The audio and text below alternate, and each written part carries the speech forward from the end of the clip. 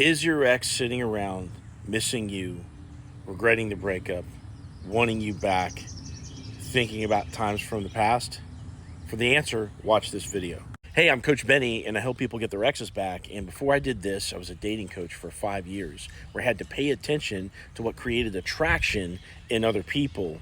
And from that perspective, I offer you advice on how to get your ex back. Now, when you are sitting around missing your ex, missing the times that you guys had together, wondering what they're up to right now, noticing that they might be watching your story, and just ultimately wondering, since you begged them to get them back and you couldn't get them back, like, do they even still sit around and miss you or think about you? And the answer to that question largely lies in your ex's attachment style. Because depending on your ex's attachment style, this is going to dictate the reasons why they broke up with you. And those reasons are going to dictate whether or not they're sitting around thinking about you right now. You see, what really matters is whether or not your ex is a dismissive avoidant. And why?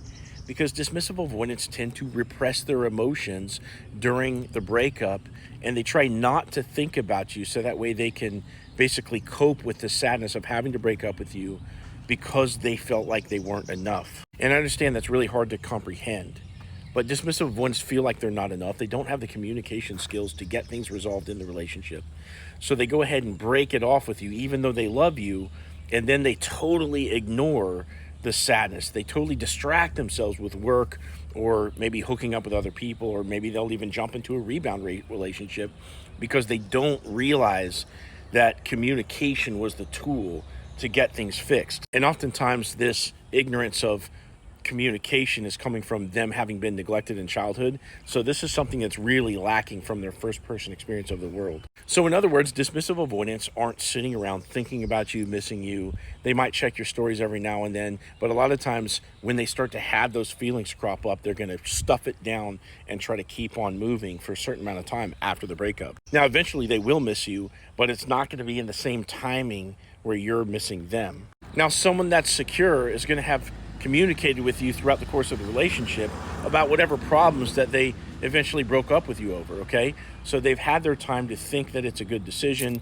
They went through with it, and they're not going to really be sitting around lamenting their decision when it was based in security. However, if your ex is an anxious preoccupied or a fearful avoidant, they will absolutely be sitting around thinking about you, missing you, staying connected to you, okay, wanting you back even, after the breakup. But there's problems there. Maybe if they're an anxious person, you've walked all over them too much. Or maybe if they're a fearful avoidant, you've hurt them in some way, or they perceive that you hurt them, or you stopped taking them out on dates or something like that. And they have their walls up now because they don't want to get hurt. But they will still be thinking about you if they have one of these attachment styles.